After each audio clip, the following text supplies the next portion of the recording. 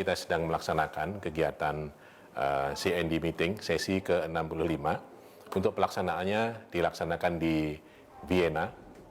Untuk di Indonesia sendiri tidak mengirimkan delegasinya langsung ke Vienna, walaupun bisa dilaksanakan secara hybrid, yaitu bisa dilaksanakan hadir secara fisik dan bisa dilaksanakan secara virtual.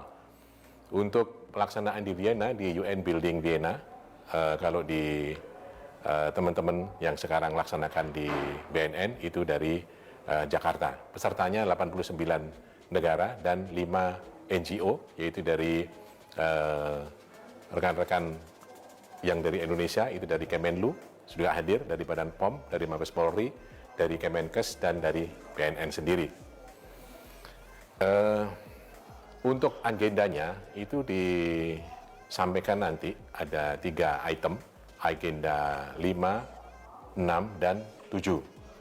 Agenda 5 itu implementation of the International Drug Control Treaties, yang item 6 itu follow up to the implementation at the national, regional, and international levels of all commitments as reflected in the Ministerial Declaration of 2019 to address and counter world drug problem. Sedangkan untuk item 7, interagency cooperation and coordination of efforts in addressing and countering the world drug problem. Jadi intinya, sementara tadi dari beberapa negara menyampaikan berkaitan dengan masalah countering world drug problem. Itu yang sekarang sedang dilaksanakan kegiatan CND.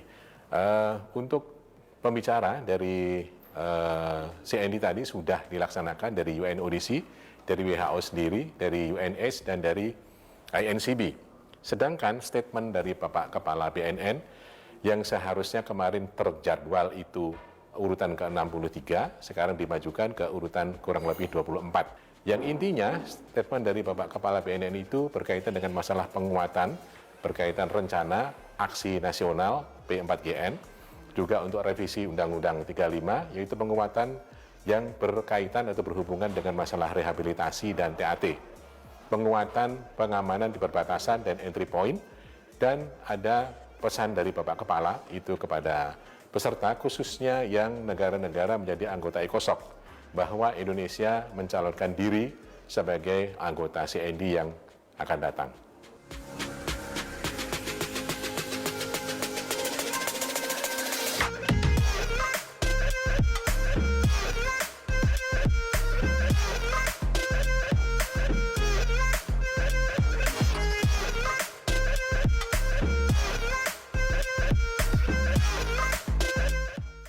Mr. Chair, Excellencies, distinguished delegates.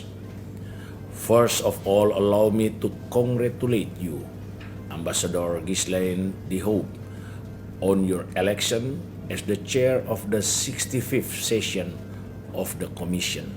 I wish you and the Bureau members success in conducting your work.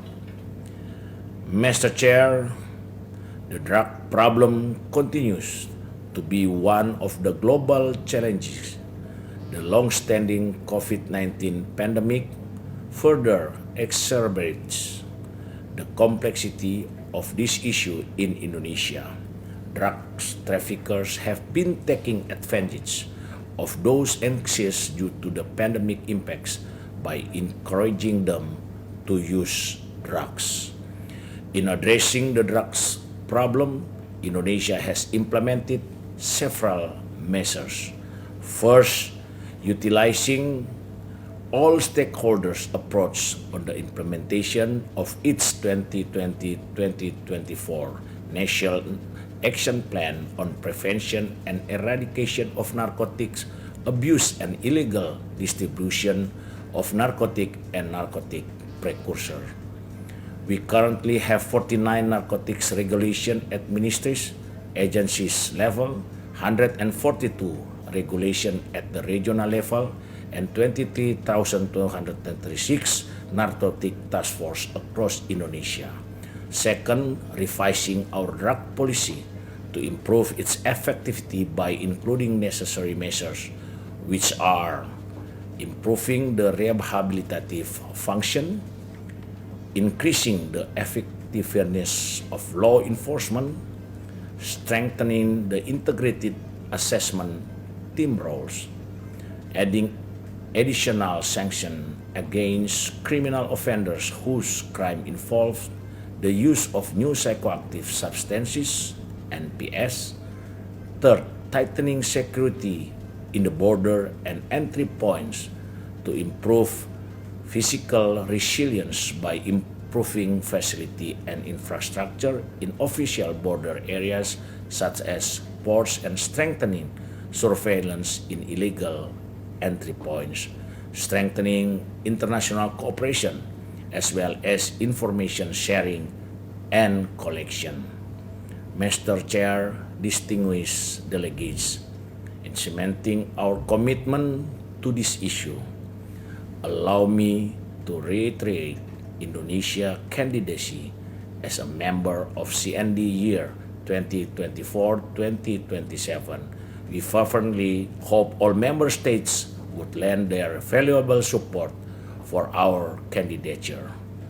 Finally, Indonesia will continue to work with the international community in our shared efforts to tackle the world's drugs problem.